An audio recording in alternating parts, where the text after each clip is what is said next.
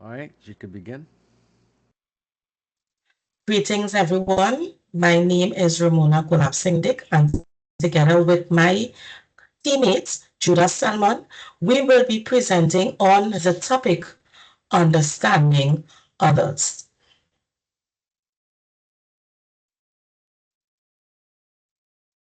Please come with us as we explore the topic of understanding Everything that others. everyone does makes perfect sense to them. It gets worse. Everything that everyone says makes sense to them as well. When you hear yourself saying, or when you catch yourself thinking, I don't know why they would do that. I don't know why they would say that. I don't know why they would believe that. Who needs an education? I'll give you a hint. I don't know. I don't know. I don't know why anybody would do that. Well, who has the problem? Well, I don't know. Well, I think maybe you need to have some learning to do. Oh, I'd just rather be critical. Can you believe that? Why would anybody do that? Why would anybody believe that? Why would anybody say that? Well, guess what? Newsflash. They all have perfectly good reasons for what they do, what they say, what they believe, just like you have a perfectly good reason. Everything everybody does makes perfect sense to them. So, the question most people ask is, why is understanding others important? Firstly, understanding others gives us, on an individual level, better insight into how they feel, what makes them sad, what makes them angry, even what makes them happy or mad.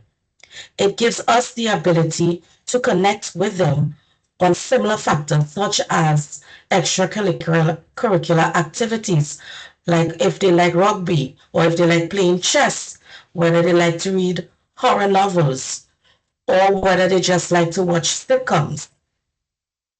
It's based on these factors that you can build block by block and form a personal bond with those persons or that person. Through the formation of this bond, we grow to trust one another, share our feelings, and be empathetic towards each other's situations. Additionally, being able to understand others gives us the ability to appreciate and recognize how they perceive things and the situations, and also how they may react. This becomes very important when we are trying to resolve conflicts or misunderstandings. Understanding that person makes it easier to find a peaceful resolution and fosters harmony through creative and effective problem-solving techniques. Subsequently, in the work environment, understanding your colleagues' strengths and weaknesses improves teamwork as tasks can be collaboratively, which boosts productivity through motivation and effective teamwork. We'll now deal with the topic of individuality and commonality, and I will refer to a poem by Maya Angelou, 1994. The poem is called Human Family. Within that poem, two very critical stanzas that understanding others state, I know 10,000 women called Jane and Mary Jane, but I've not seen any two who really were the same. I know the obvious differences between each sort and type, but we are more alike, my friends, than we are unalike. Individu- I will now go to the slide of individuality.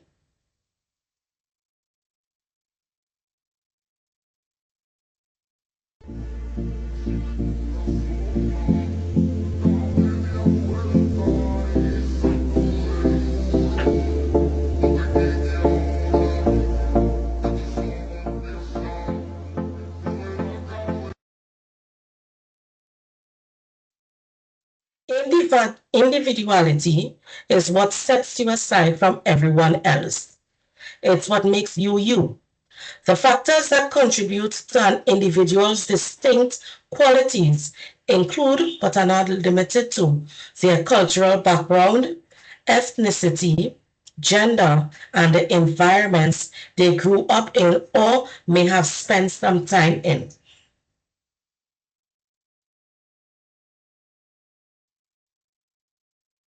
It shapes the way they interact with others, their ideas, and the way they see and understand things, which at times may be misconstrued or misunderstood by others.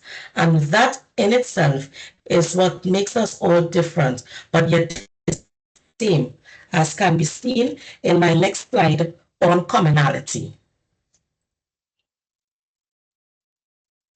One thing for sure we have in common is that we are all humans. However, as we look around and interact with others,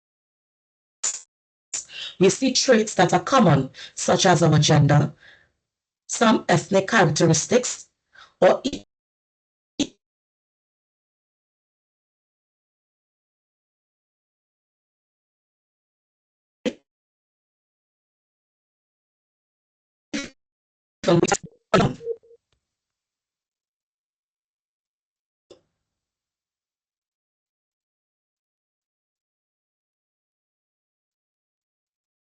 Hello, sir, you hear me still? We wasn't hearing you just now. Now starting to hear you properly again. Or where you stop hearing me from? So you could just reiterate the slide again Okay, from commonality. Yeah. okay.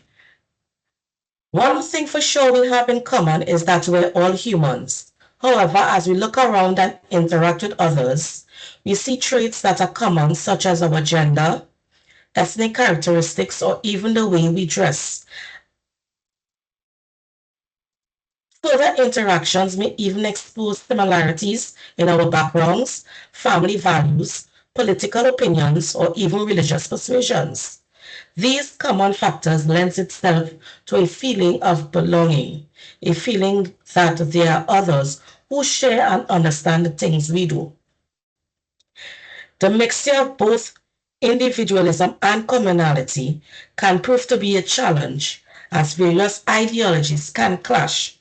However, on an individual level, one needs to learn about oneself, but also see the difference in others as a way to see varying perspectives and learn new things.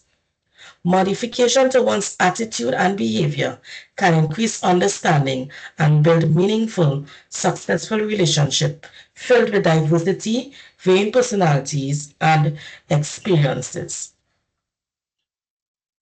Gender diversity.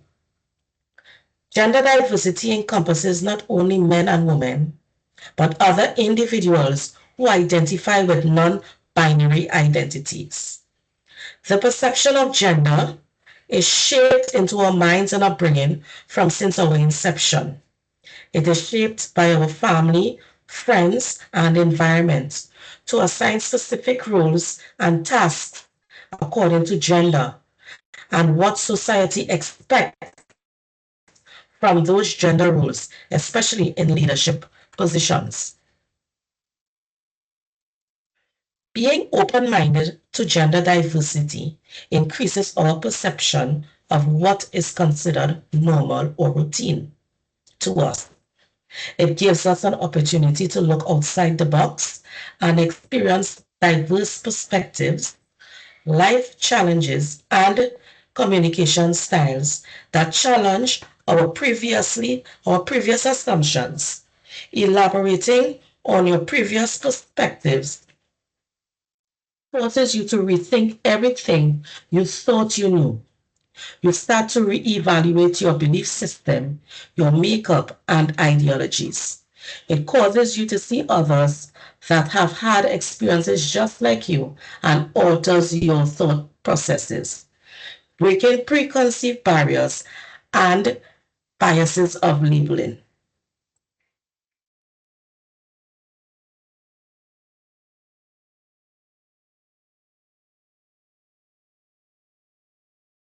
It encompasses diverse viewpoints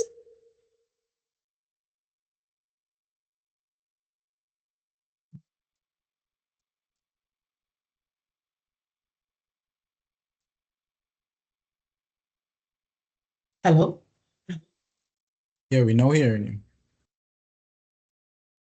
Interacting with various genders improves your understanding by encompassing diverse viewpoints, creative ideas, and solutions, which improves leadership qualities that can improve the working relationship by motivating others and understanding their perspectives.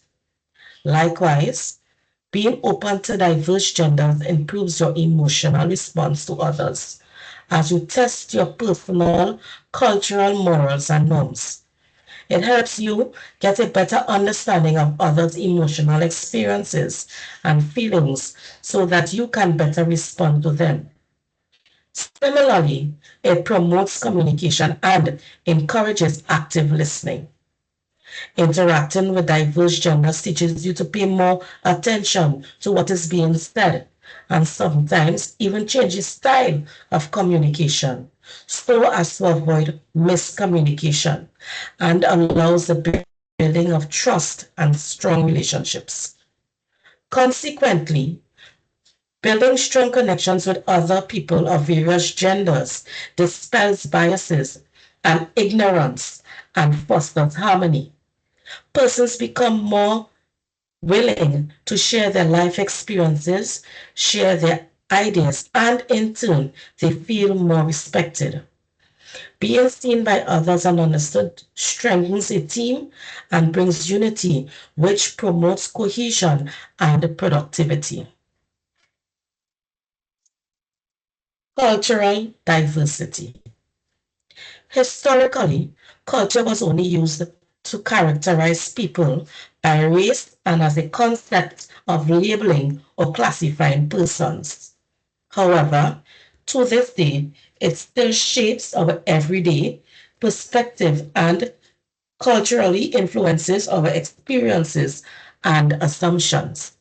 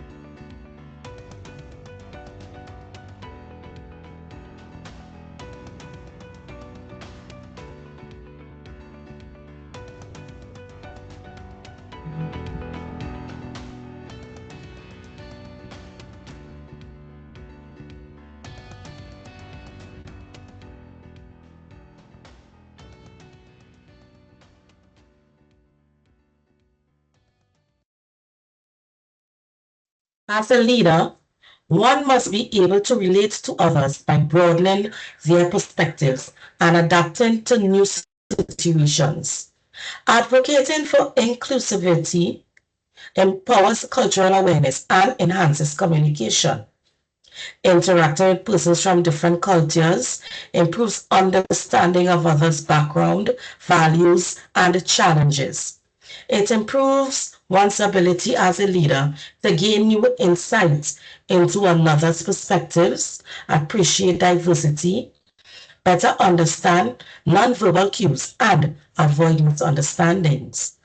Recognition that how others express or interpret emotions is greatly influenced by their culture, and it helps you as a leader to develop innovative and resilient techniques that promotes diversity in your team or staff and be more flexible and better equipped to handle situations. According to Javidan and House 2001, having the adequate knowledge of similarities and the cultural differences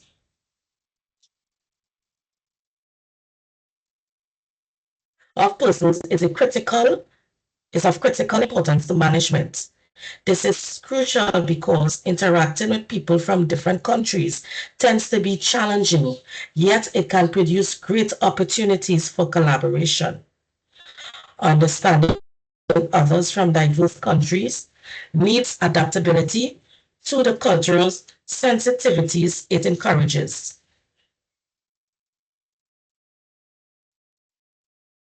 Cultural diversity encourages cultural empathy, lack of ethnocentrism, personal cultural awareness, and categorizing to move beyond a limited view of the world. It equips leaders with the tools required to navigate the diverse international globe with greater understanding of the world complexities, fosters creativity and innovation for communication, production, thought and solutions to a broader network of opportunities. I will now stop sharing my screen and hand you over to my teammate, Judah Selman, to continue on our presentation, Understanding Others. Thank you. Stop sharing.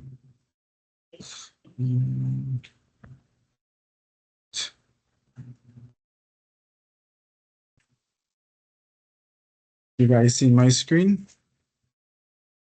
Yes, that's a bit on slideshow. Slideshow.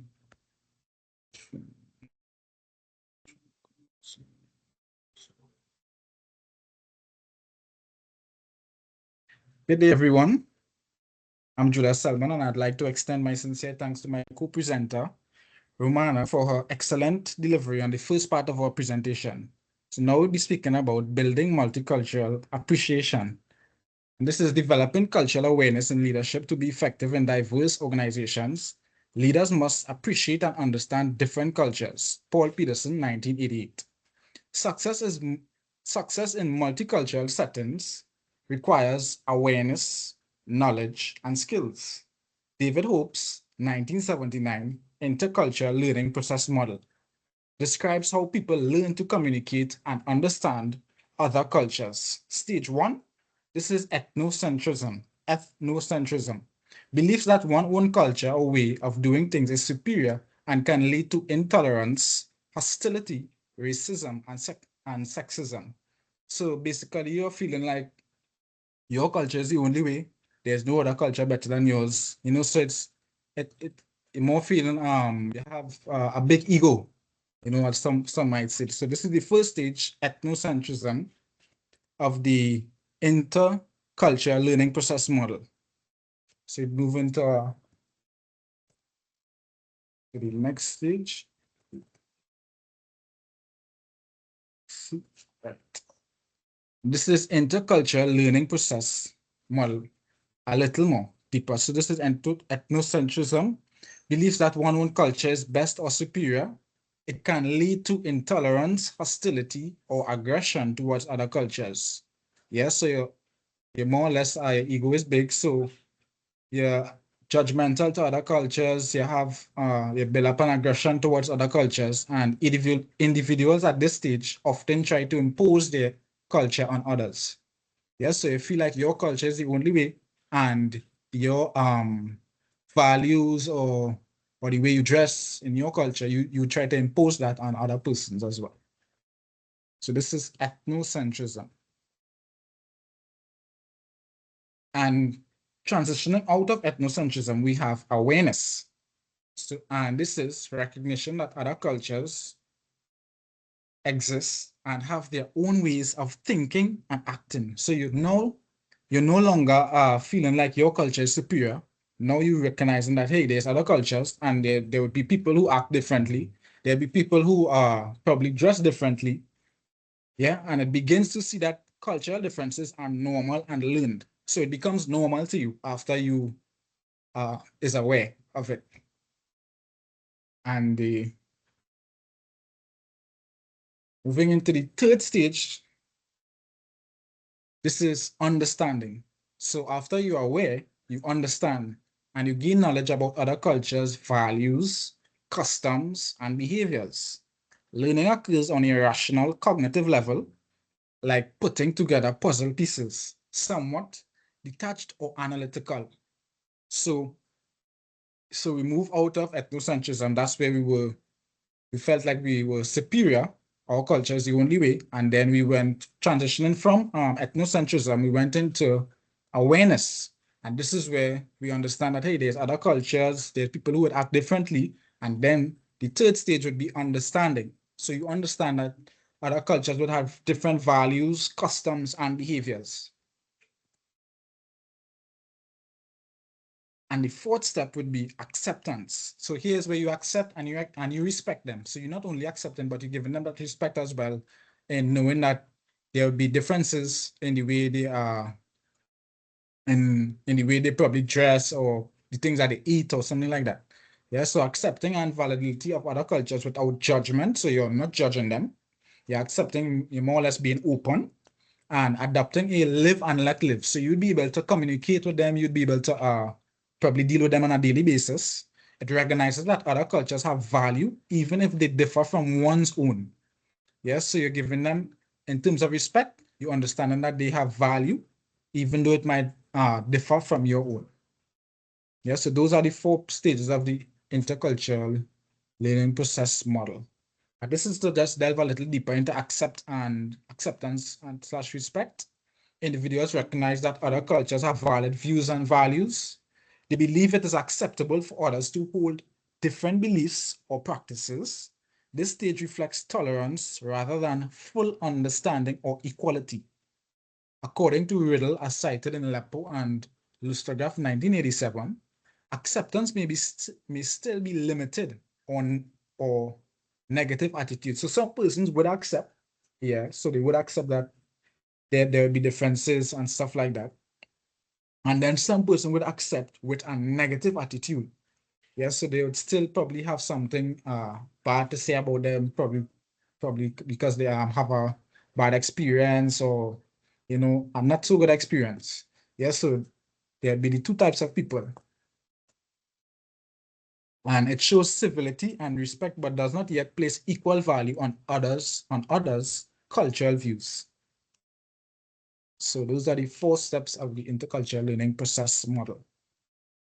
And here's where we transition towards multiculturalism, appreciating slash valuing, recognizes that each culture has both strengths and weaknesses. Yeah, so there's pros and cons to different cultures.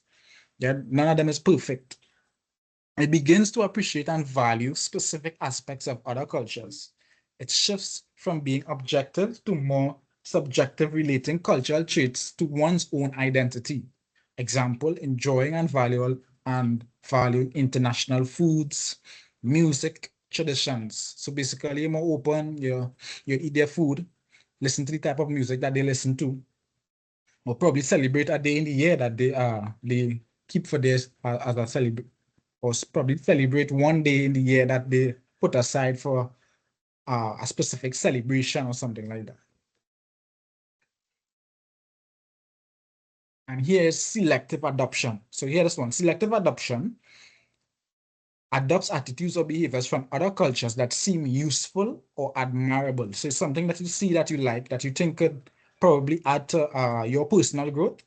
So it could be, for example, something like you see they embracing respect for elders or environmental responsibility from another culture. Yeah, so you probably see that they respect the elders, tell the elders, good morning, good afternoon, give them a certain level of respect, and you see that and like it.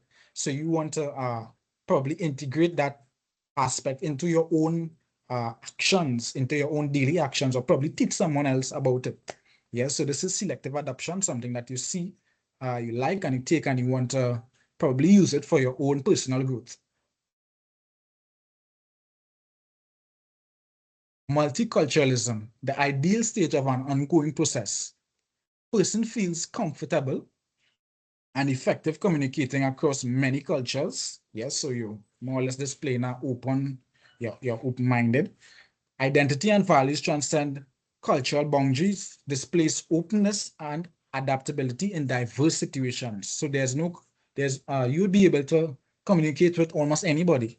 because you're open and you're able to adapt in any situation. Yeah, so this is a little more about multiculturalism.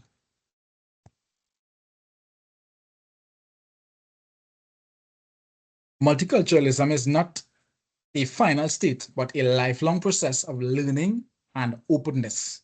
Involves comfort with appreciation for many different cultures, encourages sharing and mutual learning, valuing both one's own culture and others. So you're not only valuing your own, you're not practicing ethnocentrism, which is you feeling like your culture is superior. No, you're not practicing that. You're being aware, you're understanding, and you're also accepting here.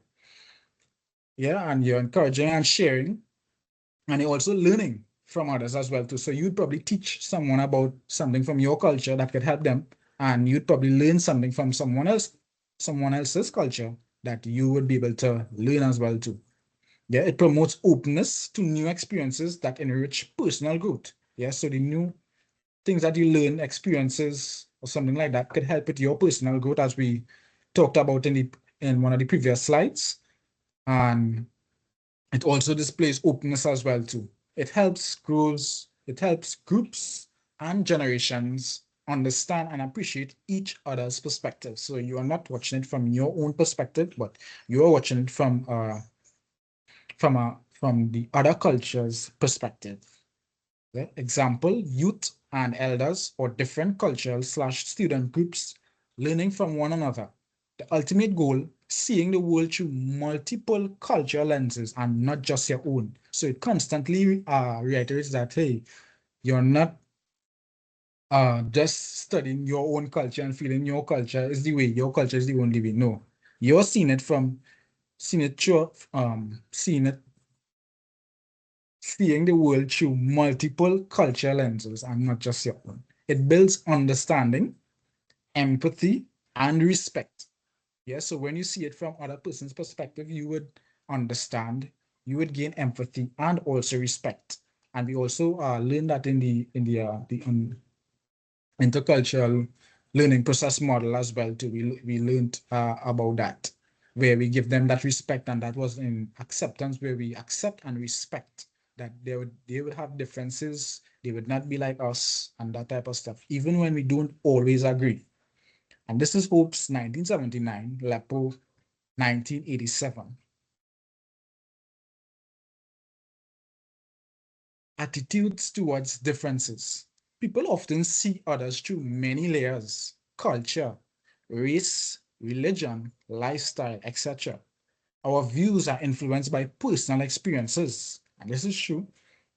Upbringing, the background we came from could probably impact how we view other cultures, the personal experiences we had, whether we ever had a positive or a negative experience, and also stereotypes. Social media is a big one, and cultural values. For example, one person might admire someone from a different culture, while another person might feel uncomfortable because they don't understand that culture.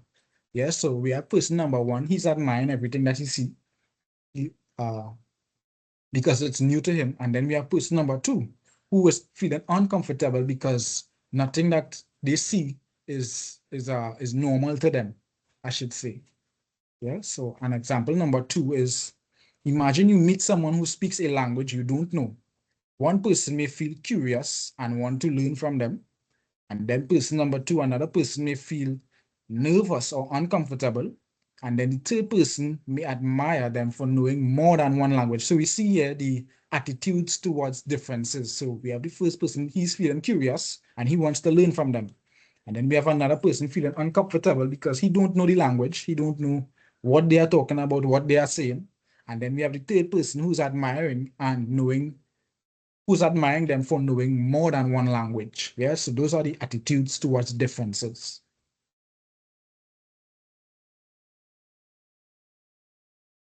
How our view of others changes over time.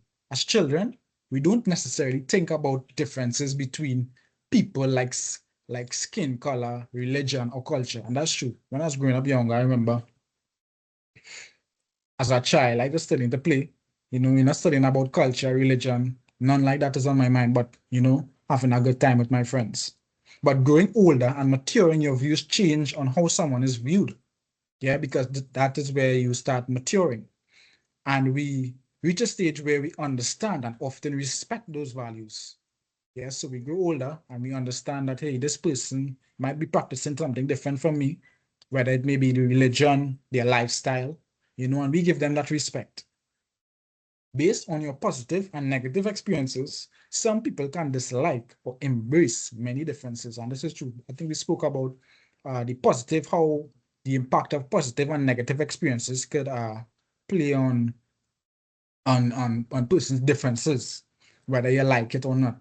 Yeah, if you have a positive experience, you might more or less pull to that culture. Or if you have a negative experience, you might pull to that culture. You might have nothing good to say. Example, in worst cases, this fear grows into harmful attitudes like racism against other races, homophobia against LGBTQ plus people, or sexism against a gender.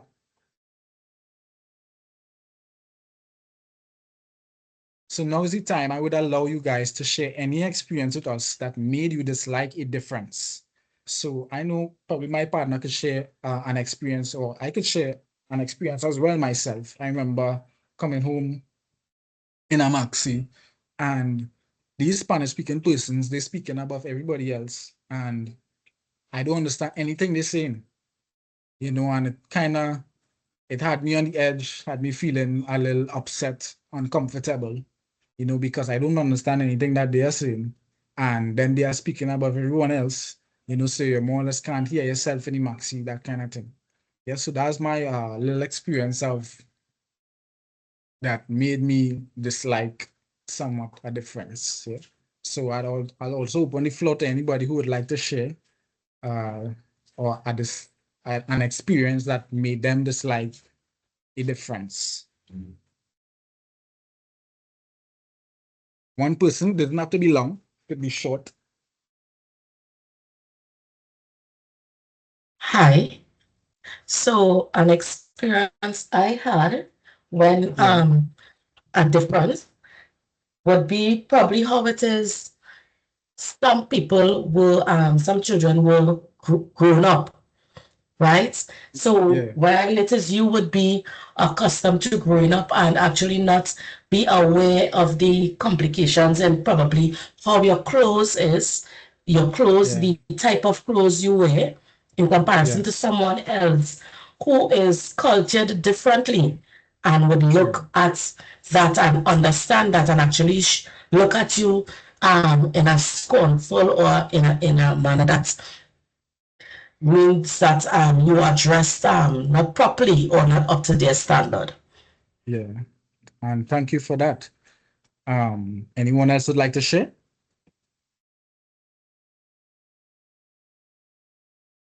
All right, so we move to the next slide. Attitudes towards differences. Here's where we delve a little deeper into attitudes towards differences. One model that applies to attitudes toward many differences is a Riddle scale cited in Lepo and Lustergraph 1987. Negative levels of attitudes.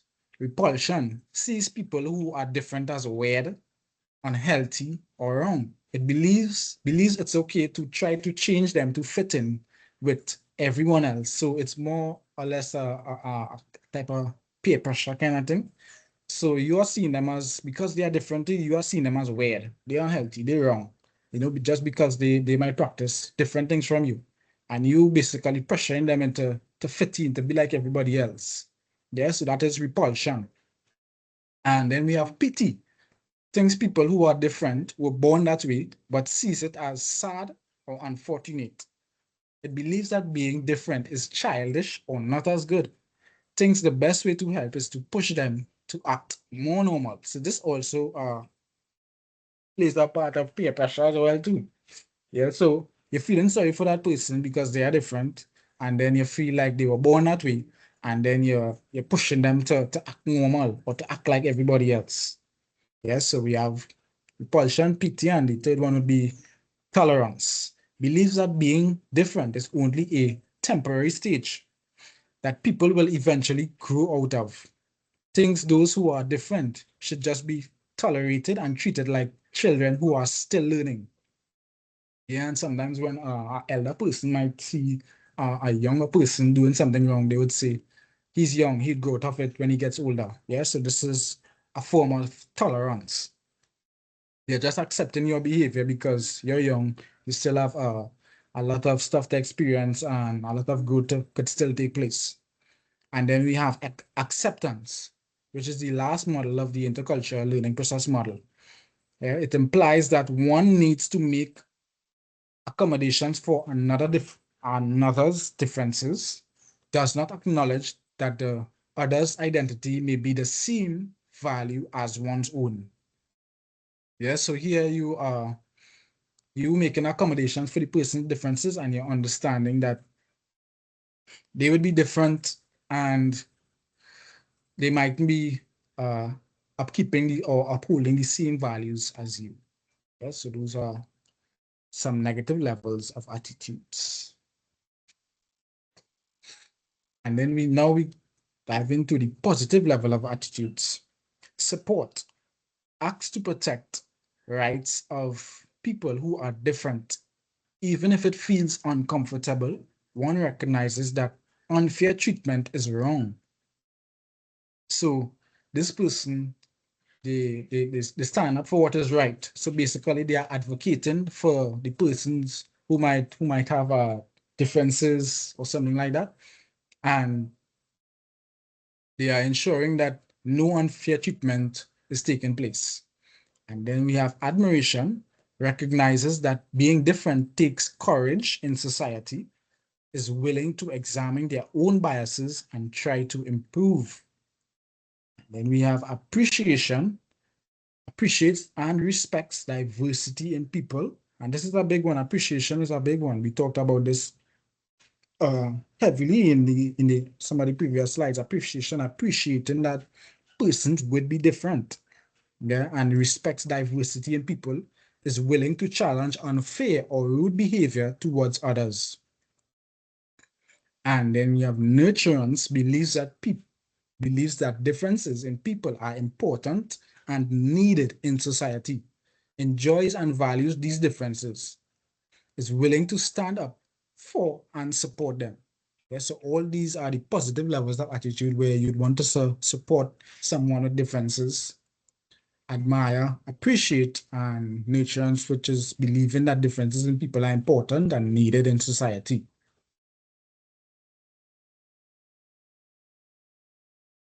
Now, next slide is cultural influences on leadership behavior. Being aware of differences like sex, race, ethnicity, age, sexual identity, religion, ability, or social background helps us understand our own behavior and how others act in groups. No group is exactly the same. People have different personalities, attitudes, styles, values, beliefs, and opinions because of their culture. Relational leadership focuses on leading effectively in diverse groups. Many leadership styles are participative, meaning they empower followers. Relational and pluralistic leadership goes further.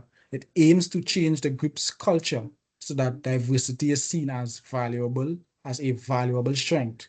Because people who are different in groups, you tend to probably learn something from that person, instead of judging them or condemning them, because they're probably not talkative or something like that, but I sure they probably have one strength that you could probably gain some knowledge from, or they could probably be an asset, to add to the group and, and make a positive impact. Example, a participative leader lets everyone share ideas and feel included. And that is an important attribute of a leader to give everyone a listening ear and also let them feel included into the probably discussions or the daily routines of the group members and that type of stuff. A relational/pluralistic leader also helps the team see that these differences make the team stronger and encourages the group to embrace them.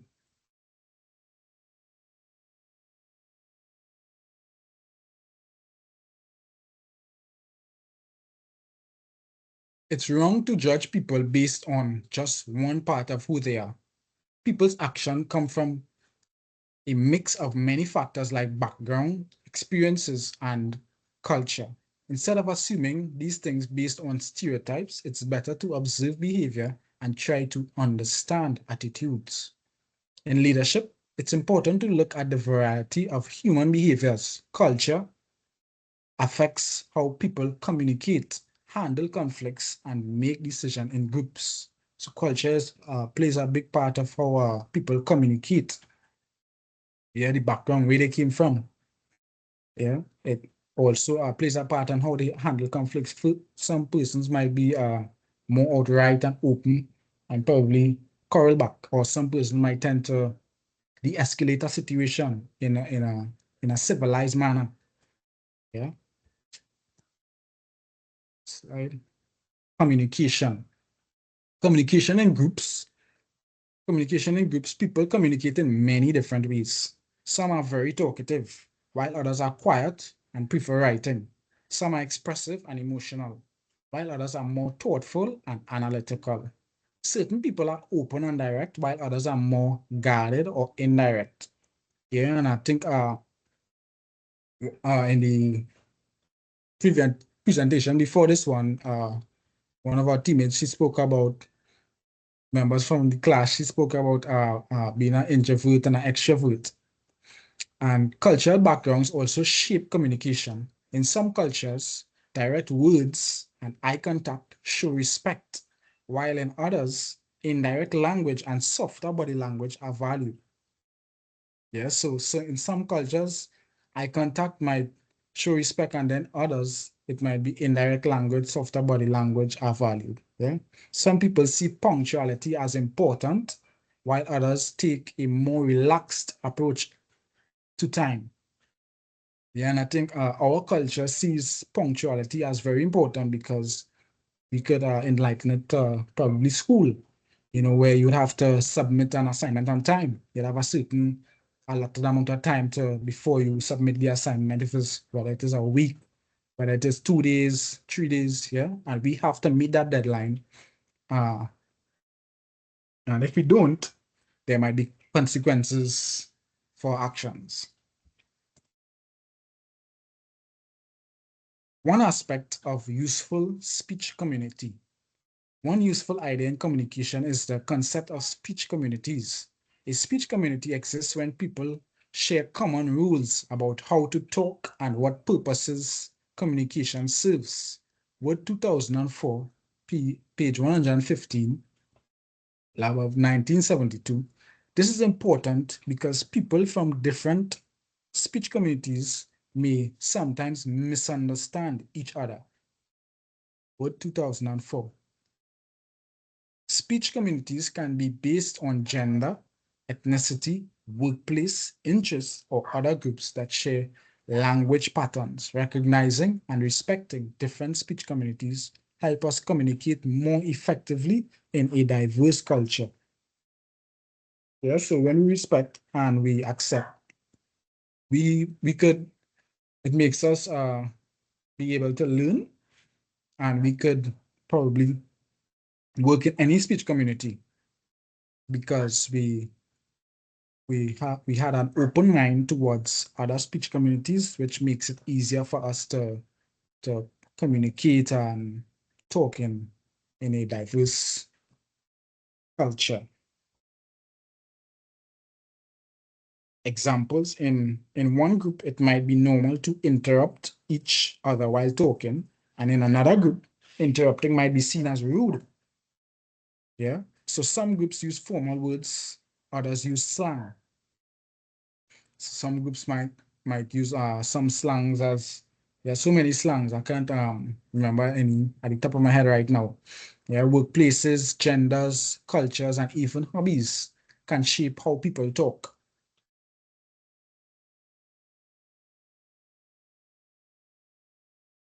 Non-verbal communication. It includes body language, facial expressions, gestures, tone of voice, posture, eye contact, personal space, and even how we use time. Examples, smiling to show friendliness, something I do. Folding arms to show defensiveness, nodding to show agreement, something I also do, avoiding eye contact, which may mean shyness in one culture, but respect in another. And I know for sure eye contact could mean respect in our culture. And probably in another culture, it might mean shy and then there's also another culture that eye contact is a form of disrespect. Yeah, and we'll get to that in a short while. Eye contact. Eye contact is a crucial aspect of nonverbal communication, conveying various social meanings that differ significantly across cultures. In many Western societies, such as the United States and Canada, maintaining eye contact is associated with politeness, a sense of confidence, and honesty. It plays a vital role in interpersonal interactions where speakers and listeners navigate the nuances of gaze to demonstrate attentiveness and engagement. However, in several non-Western cultures, including many in East Asia, the Caribbean, and parts of Africa, eye contact can be perceived as disrespectful or inappropriate. And while doing this, I was shocked. I also learned that in East Asia and different parts of the Caribbean, eye contact is perceived as being disrespectful, which was shocking. You know, these cultural differences can lead to misunderstandings. Yeah. And what is considered polite in one context may be viewed as offensive in another. And which we saw here so clearly. Ruth 2022.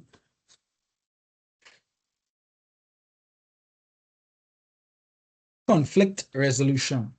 Conflict in leadership, people respond to conflict differently. Confrontational. This is where you argue openly. You know, so some people might probably don't want to take a loss and they would go back and forth with the person. And then it have the subtle, this person avoids direct disagreement. And then there's blaming, pointing fingers at each other, and harmony seeking tries to keep peace responses to authority.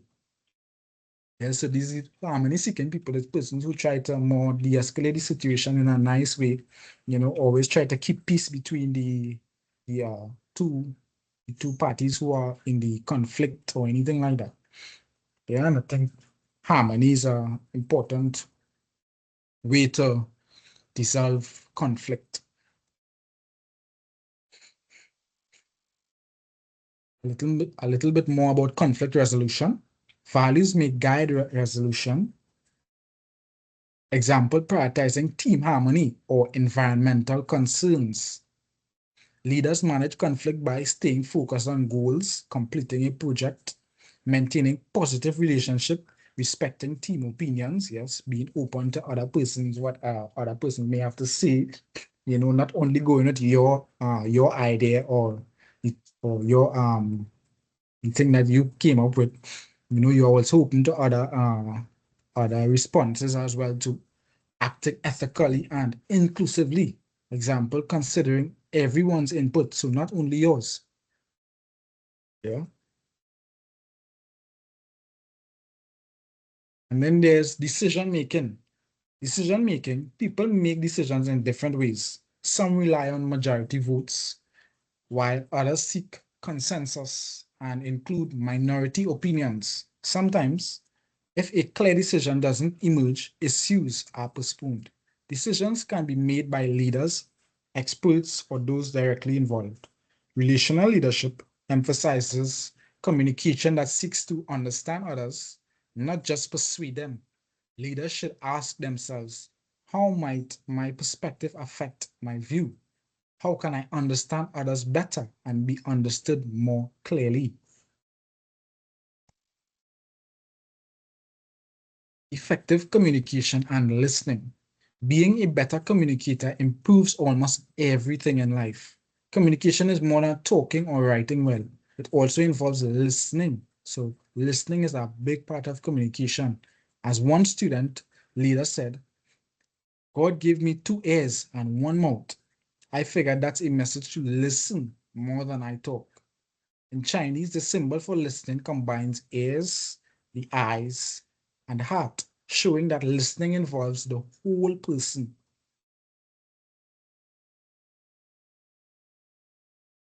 So this is the Chinese pic which shows the ear, the eyes, the part which with undivided attention, and the heart. Lower down, we get a little deeper into this. So this is the components of the traditional character that I just showed you a picture of in the previous slide, according to Calligraph Therapy 2022. So ER, that would be the ear, representing the act of hearing. And then we have Wang, king, signifying the need to treat the speaker with respect and value and value.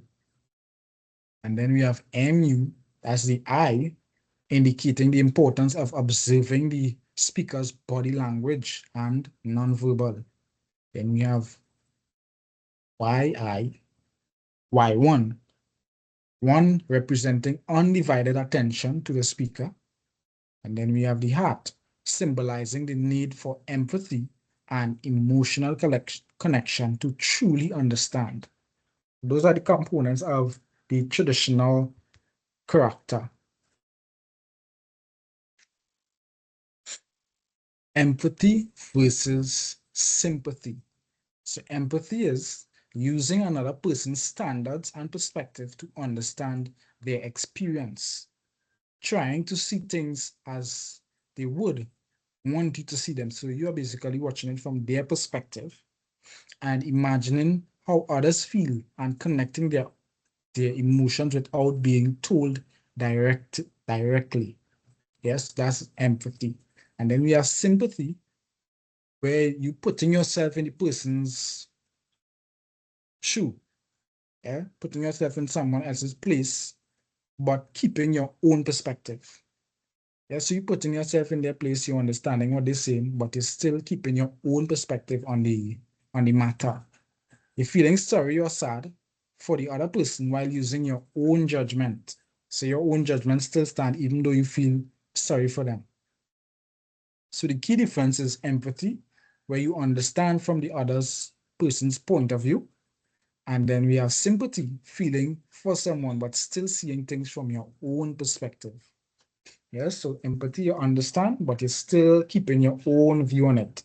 And then we have sympathy, where you're feeling for someone from your own perspective, where you're feeling for someone, but still seeing things from your own perspective.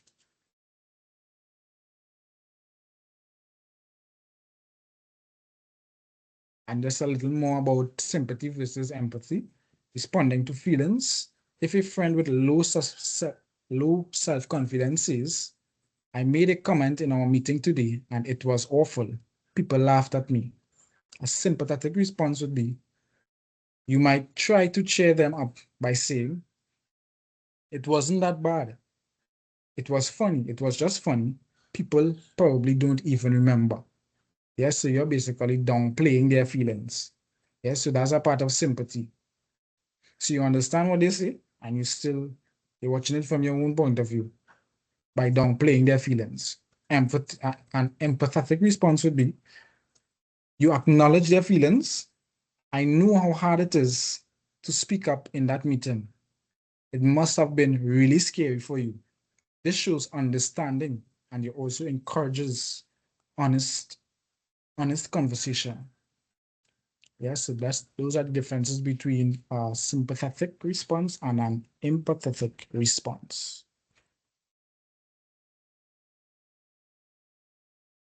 So this is Carl Rogers, a renowned psychologist. Carl Rogers encourage people to restate what others said to improve listening and empathy. Listening for empathy means finding a point of agreement or understanding before criticizing or rejecting someone's ideas. So he's telling you to understand before you make a judgment. Yes, so don't be too quick to probably shut out someone else's suggestion or point of view. Yes, so this is what Carl Rogers basically is telling us. As Covey 1991 says, Seek first to understand, then to be understood. Pausing, thinking, and restarting what was said helps the speaker feel heard, while immediate criticism can make them feel ignored, which is so true. So don't be too quick to shut out their judgment, or don't be too quick to shut out their suggestions or their point of views. Listen, pause, think a bit, and then you could speak on it.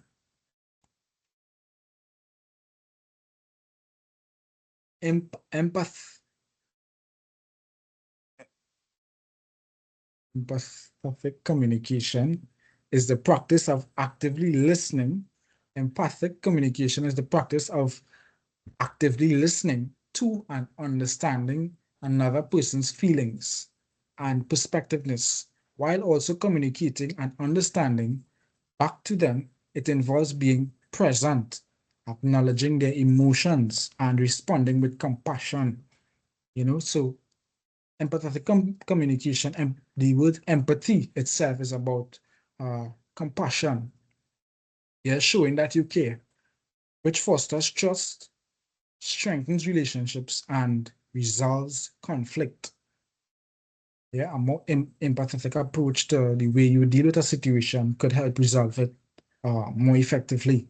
Key components include active listening, emotional awareness, and the ability to adapt one's communication style to show genuine care and support.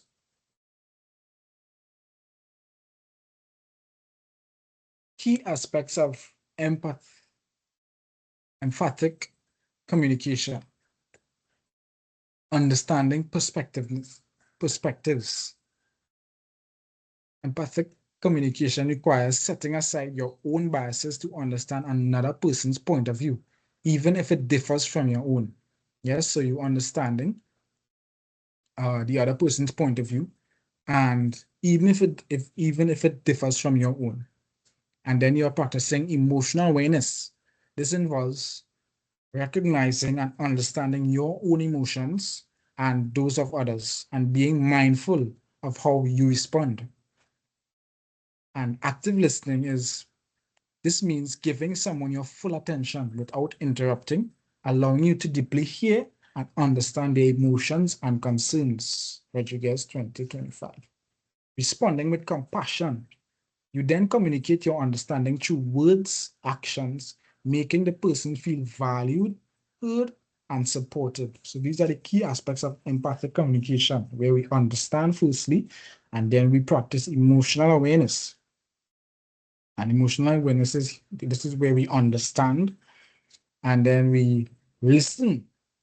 We take time to listen, we pause, we listen, we hear what they have to say, don't interrupt them. And then we respond with, then we have a compassionate response. Yeah, and here is where we make the person feel valued, we make them feel heard, and we also support them.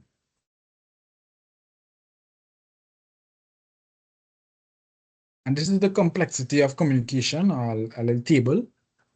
What I mean, what I say, what you hear, what you think I mean, what you mean, what you say, what I hear, what I think you mean.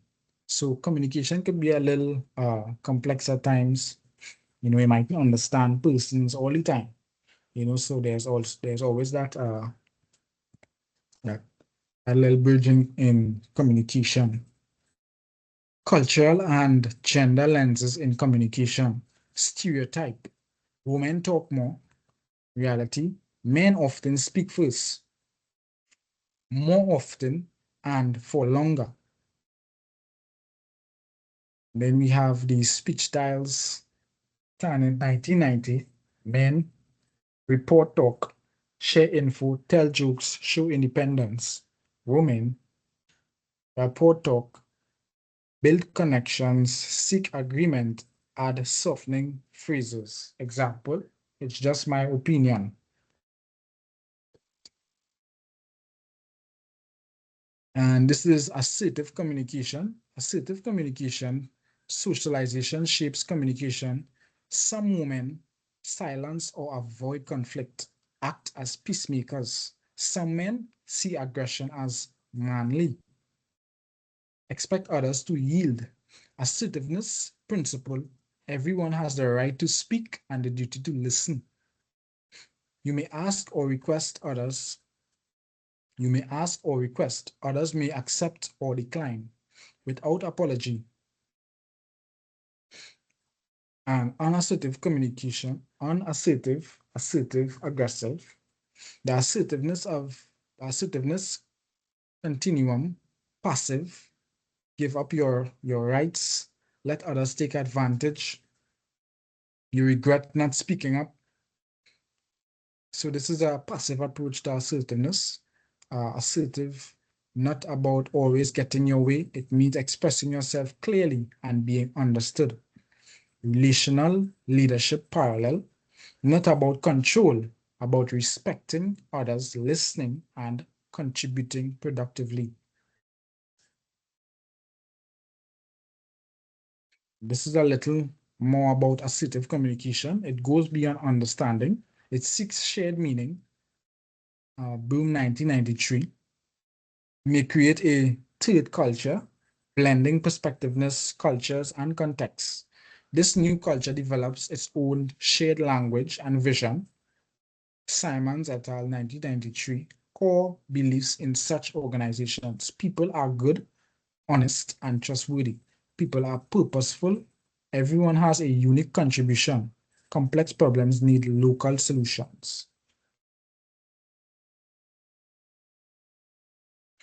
And these are the citations for where we got our information. And we'd like to thank you guys again for your undivided attention. And on this chapter of Understanding Others, where we learned the interpersonal, multicultural, different models of the interpersonal cultural models. Can't remember if I say it right, but yeah, and that where we understood how to not practice ethnocentrism, which is feeling like your culture is superior. And then we learned how to be aware that, hey, there's other cultures and there'll be other persons who might act differently, dress differently. And then we understand is the third model where we understand. And then fourth one would be accepting, and giving them that respect of their of being different and not, being judgmental or anything like that. Thank you.